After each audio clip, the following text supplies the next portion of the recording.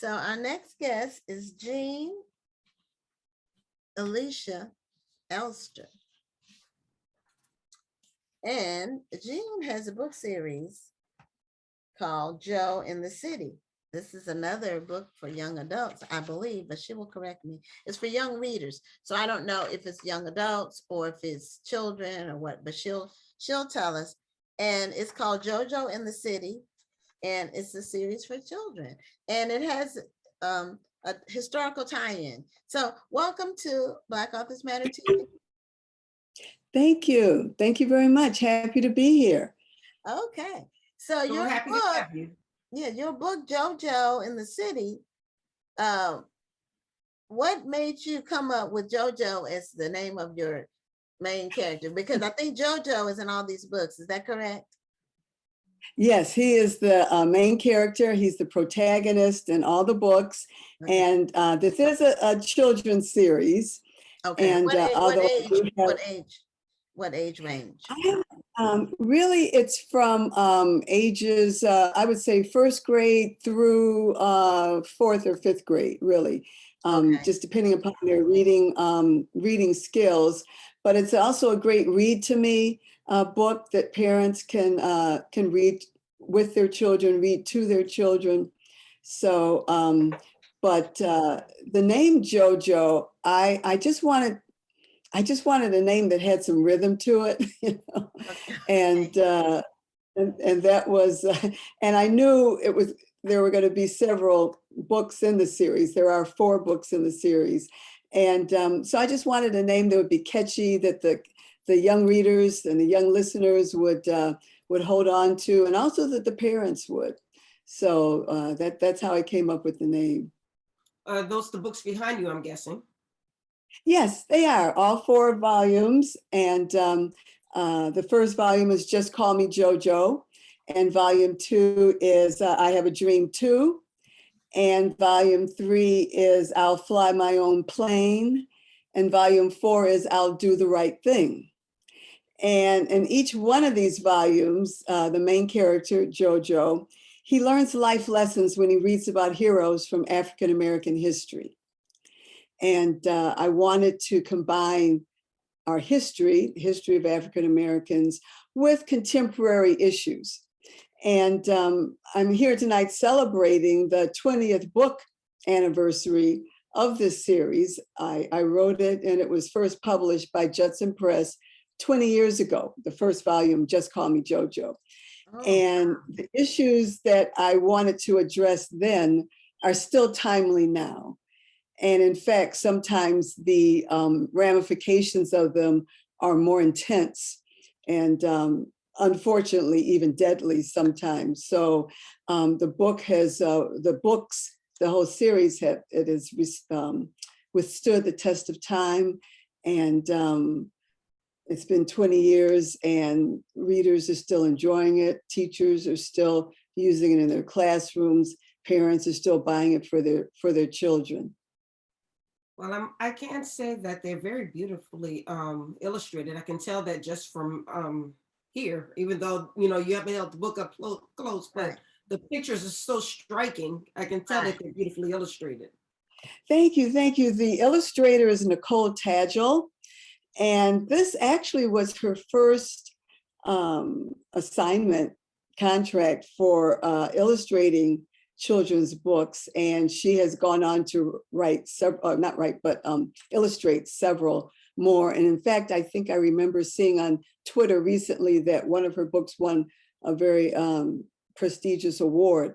So I'm happy to say that she started with Just Call Me JoJo, and she's been doing well ever since. So that's wonderful. And she's illustrated all 4 of the books? Yes, she did. She did. And in each one, my publisher thought it was important that the characters look the same, you know, and JoJo, he looks the same. He has the same red cap on in each of the volumes, and he has 2 friends. One of them is Kalia. He has a friend, Kalia. He has another friend, Tyrone. And Tyrone, unfortunately, tries to get JoJo into situations that he shouldn't be in or teases him or whatnot. Kalia kind of straddles the fence. She knows what the right thing is to do, but sometimes she listens to Tyrone a little too much. But when I do school visits, children, having the good hearts that they do, will often ask, is Tyrone ever going to do the right thing? And so, yeah. So is that for a future book? Is Tyrone going to Yeah, there you have a go. come to Jesus moment? So you said that your books are for children from first grade up to about fifth grade, but it appears that Tyrone, or excuse me, JoJo, JoJo is a teen, and that was one of the questions that Constance Porter had. He's 10 years old. He's 10? Oh, Yeah. okay, he looks a little bit older on the picture. Yeah, he probably looks a little more mature. That's because he's very bright, very. Oh. But yeah, he's 10 years old, and I picked that age. It just so happened. I'll give you a little background on how I came up with the series. My son, who JoJo is not based on my son, but my son was 10 years old, and I was standing in line at one of these department stores like Macy's or something like that, waiting to purchase something. And my son was standing over to the side. And I looked over and I saw that he had his hands in his pockets. And I left the line, I ran over and I said, Isaac, get your hands out of your pocket. They're going to think you stole something. And it was at that point that I realized, oh my goodness, I felt kind of bad because I realized that my son would no longer at that point, if I could see it, others would too, would no longer be viewed as a cute little boy, but as a potential criminal. And I think that unfortunately is a reality of our young African-American males. And that's when I decided I wanted to write a series that addressed issues that parents of children of color, especially African-American children, would have to address. And I wanted to write books that would help children see their way through some of these issues and some of these things that were happening. So in Just Call Me JoJo, the first book, JoJo is accused of being a part of a gang that has just trashed the local bodega or little local corner store in his neighborhood. And I Have a Dream too. JoJo is teased because he writes a paper for school and about what his dream is for the future. And his dream is to go to college. And so his friends, Tyrone and Kalia, are teasing him about that. Tyrone says, who around here do you see going to college, you know? And I'll Fly My Own Plane. JoJo is tempted to work with Tyrone to make easy money.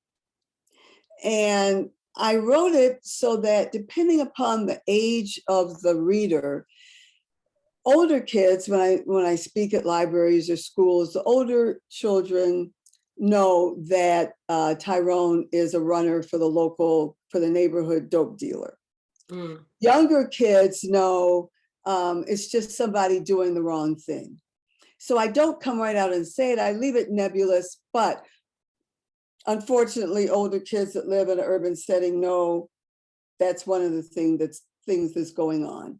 The younger kids know it's just a wrong thing, the bad thing.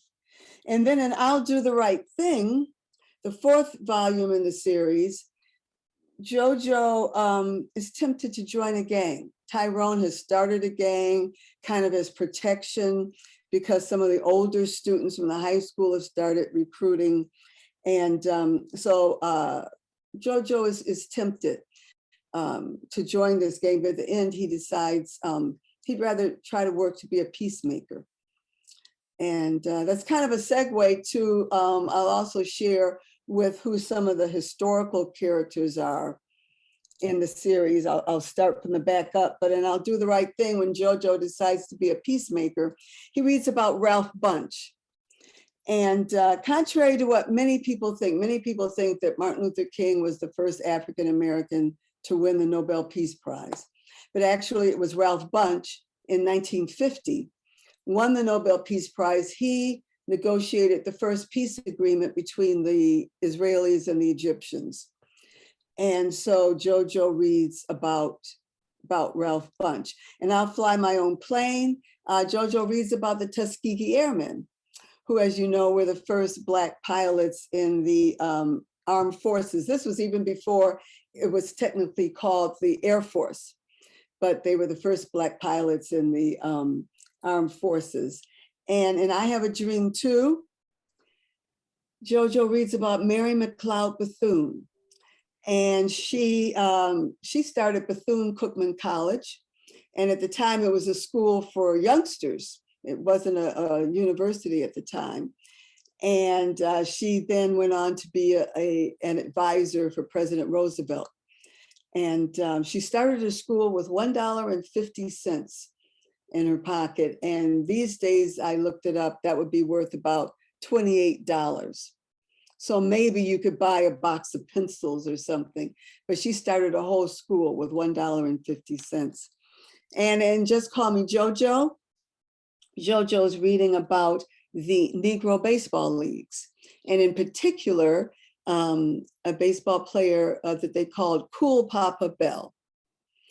And so those are the historical characters, and I weave them in with the story, and with the issue that JoJo has to work. I'm very surprised that being from Detroit, that JoJo hasn't thought about driving a car or something like that, or maybe music, something like that.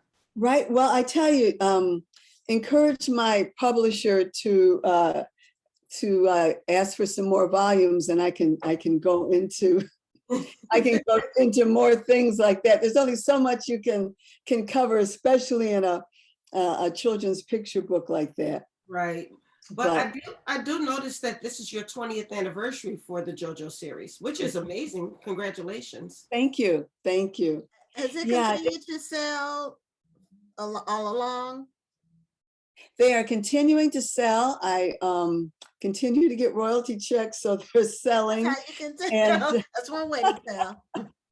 Right. And no, but I continue to be invited to schools and libraries to speak, because teachers want books that address not only life issues, but that do it in a way that stress values. And these books, I don't do it in a preachy way, and I think I do it in an entertaining way, but they do stress values and just, trying to live in a positive, upstanding way, even though you're going to have struggles. And I think you'd be doing young people and children a disfavor for them to think that life is always going to be smooth, because it's not. And they see what's happening. And unfortunately, with the internet and even some of the video games they play, they're introduced to certain life situations at an earlier age than we probably were growing up. I think our parents had an easier time shielding us from certain situations, but now it's just right there, right in front of them. And so I think you mentioned the longevity of it's enduring, because I do address issues, but I do it in a way where at the end, the readers can always see, yes, you can make a way out of this. Mm-hmm. There's a way that you can overcome it and come out ahead and be ready for whatever the next adventure is. Okay. Now, what is your background? You didn't put that in your information you submitted. I sure didn't. Sorry about that. You're a teacher, or just someone who likes to write children's books, or just. Well, I tell you, I have a bachelor's degree in English from the University of Michigan, but I have a law degree from the University of Detroit School of Law, and I practiced law for several years. And in fact, I still pay my bar dues. I'm still licensed to practice law in the state of Michigan, but I haven't practiced in quite a while. But what happened was when I got married and had kids, I wanted to do something home-based, something I could work at home, which has gotten pretty popular, unfortunately, during the pandemic. But 25 years ago, I just decided I wanted to work at home. So I fell back on my English degree and I started editing books. And I did a lot of work as a ghostwriter, which some of your viewers, it's not writing ghost stories. It's when some people think that. It's when you write books for someone else, but they get the credit. So their name goes on it, but you write it for them. And I edited a number of books. In fact, I edited a number of books for Judson Press, which is a Christian publishing house. Right. And so really Judson Press got me started on writing the JoJo in the City series because they wanted to enter the children's book field. And they liked the editing work that I did. And one of the editors said they liked the fact that I could keep a deadline. And so,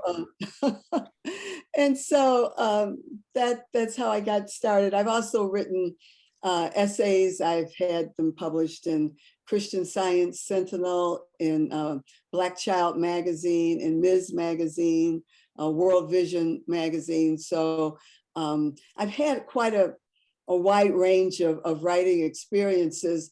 My day job now, I am a grant writer for a nonprofit organization, which keeps me busy, but also gives me time to work on my books. Well, writing is just a way of life for you. Yes. I love writing. So you have this series. Do you have other books, or is your other book writing primarily ghostwriting? No, actually I have, and I'll reach behind me here. Okay. My other publisher is Wayne State University Press, and I have some books for older readers. Okay. Who's Jim Hines? And here's The Colored Car. These two are middle grade and older. So they're for kids that are in middle school, 6th, 7th, 8th grade. And then my most recent book, which actually was released about a month ago, called How It Happens. And that is for young adult readers. And it deals with, Who's Jim Hines? All three are based on my family's history, my mother's family. And it's historical fiction, but the core of it is true. And so the first two take place in the mid-1930s in Detroit. How It Happens, half of it takes place in Clarksville, Tennessee, starting in the post-Reconstruction era, the late 1800s, and it ends in the post-World War II era in Detroit in the late 1940s, early 50s. And so I call it a prequel and a sequel to the other two books. So yeah, I write a lot. It's a compulsion. I can't help it. Even now I've got ideas now for my next book. So I love writing. It's in my blood. Since I was 6 years old and learned cursive writing, I've been keeping a journal and writing down ideas and things of that nature. So I was just going to ask you, how old were you when you found your love for writing? Because it sounds like you've been doing it since childhood. Yes, 6 years old. And I know that because that's what I learned, cursive writing. And I had a notebook, and even now I still keep a journal. I still do journaling, and it kind of helps you keep your thoughts together, and you can go back for ideas and things of that nature. Right. And sometimes when you go back to one of the old journals, which is kind of like a diary, but I mean, it can be sort of like a diary. You go back and look at where you were, what your train of thought was, what you were dealing with, then some of the details might not be as clear in 10 years later. as they were then. And if you go back and read those details, Right. you're like, wow, I forgot all about this. Or, you know, um, Sometimes you wish you could yeah, forget. sometimes you wish you could forget. I had a question about the colored car. You said it was based in Detroit. Is that right? Well, yes, it's They based in have Detroit, colored but I'll tell cars. you, it starts in Detroit, Okay. and the main character, Patsy, she and her sisters and her mother, who's my grandmother, they're going down to Clarksville, Tennessee. Okay. I forget, every Okay. 20 years or so, there's like a big, or 10 years, there's a big flood in off of the Cumberland River, and they're going down just to check on things. And so my grandfather bought them first class tickets and a very nice train car, and they had little tea sandwiches and cookies and just had a wonderful time. And then when they got to Cincinnati, Ohio, which is right by the Mason-Dixon line going into Kentucky, they had to leave their first class car and get into the colored car. Mhm. Okay. And so that's why I call this, because my aunt, when she told me this story, and she was good and middle-aged when she told me this story, but she was still devastated by that experience. And that really touched me. I said, I want to write about that. And so that's what I do. I write about just how Patsy overcame that incident and moved on from it. So the book starts in Detroit, ends in Detroit, but the middle part, the fourth and fifth chapters take place either on the train or in Clarksville. That's Tennessee. really, really interesting. I like that. Thank you. The colored car, would you say that's more of a young adult book, or is it an adult? Well, you know, that's interesting because both Who's Jim Hines and The Colored Car are marketed as middle grade. But I have adult readers for both of these. I get invited to adult book clubs because the stories are universal. Any age can appreciate them. Right. And depending upon where you are, if you're an adult or a child, depends on what you get out of the book. But I do, especially for The Colored Car, before I wrote How It Happens, I do get invited to a lot of high schools to discuss this book. And so yes, it's a very astute question, because I like to write books that span age groups and span generations. I think it's good to be able to relate at different levels to the books. And I know I've even gotten invited to adult book clubs for the JoJo in the City series, because sometimes parents will have read them and they want to talk to me more about them. You know, what made me write this or that or the other. So, and I don't write down to my readers. I always expect that my readers can rise up to wherever the book takes them. And I think especially with children of color, I think too many times educators underestimate them.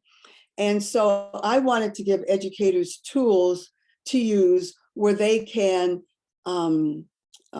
challenge their readers. There's a professor, she used to be at the University of Mississippi. Now she's at Director of Teacher Education at the University of Memphis. But her name is Dr. Nichelle Boyd Robinson. And she uses the JoJo series in her teacher education courses. And in fact, some of her doctoral students have used the series, have written about it in their dissertations.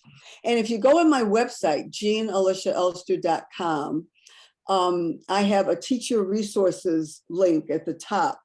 And each of the books has some teacher resources, but the JoJo in the City resources were all written by Dr. Boyd, and she gave me permission to post them on my website. They're excellent, excellent resources. So I would encourage, if there are any educators in the audience, to please go to my website and look at some of those resources, because it will help you present the books to your classrooms. Well, I can see why older readers would enjoy the JoJo series, even though it's a children's book, because there are just so many different layers to it. You have history, There's the life lesson. There are the friendship dynamics. It's a lot of layers for a children's book. So I can see how adults would want, or at least older readers would want to read it. But I tell you, one of the best classes I had for the JoJo in the City series was a group of pre-kindergarten students. They were so sharp, and I usually don't like to, I'll say this, I prefer not to present under kindergarten because they're usually just too young. But this group, they latched onto it. They were asking some really, really astute questions, which really confirmed to me my philosophy in writing for children, because children will rise to the level that you expect of them. Right. Yeah. If you have low expectations, they'll give you Low result. low work. If you have high expectations, they will rise to that. Right. So, right. And I think too many of our educational systems are just trying to dumb everything down because yes, they don't believe our children can learn, and that is racist. yeah, All yeah, children can learn if they're taught. Now, some are going to catch on quicker than others, but a lot of these kids, they've never had teachers that really thought they could even learn. So they didn't put any energy and effort into it, or creativity. Sometimes you have to be creative with you. You can't just do things. You can't be boring. You know, you have to make it interesting for kids. So we're at the end of our time. Gina, do you go by Jean or Jean Alicia? Jean Alicia. Alicia. Okay. Uh-huh. All right. So let people know how they can get the book and how they can get in touch with you on social media and your website. Right. Well, social media, I'm on Facebook, Jean Alicia Elster Books. And here, I don't know if they can see my name. Well, it's on the bottom of the screen too. Yeah. Oh, is it? See, I can't see that. So it's not showing up on, oh, there it is. Now I see. Okay. Thank you. Yes. Okay. So go to Jean Alicia Elster Books on Facebook. My website is jeanaliciaelster.com. And there, if you want to contact me, especially now, I do Skype and Zoom visits. If you aren't local, there's a little contact tab. You can contact me. Go to the teacher resources, and you can get those resources. You can read about each of the books. Under books, I have a little blurb about each one. You can purchase them through the website. I have links to Judson Press and to Wayne State University Press for the other books. So under books, if you just click the book, there's a link there. So really, it's kind of everything you want to know is right there on the website. And I appreciate Judson Press contacting you, Gwen, and setting this up. This half hour has gone too quickly. I've enjoyed it. Yes, it always does. Dr. Rhonda, I hope to speak to you again. And just let me know anytime you want to talk. I could talk forever about this. I really could. But that's great. Well, we really appreciate you being here. Yeah, it's good to be able to talk about your books so that, you know, if you're excited, that makes the potential readers excited. Yes, that's true. That's true. All right. Thank you so much. Have a great evening. Thank you for being a guest. You do the same. Thank you very much. Thank you. Have a great one. Okay. Bye-bye. Bye-bye. Bye-bye. Okay, we'll have our final guest for tonight coming on. His name is Vernon Robinson.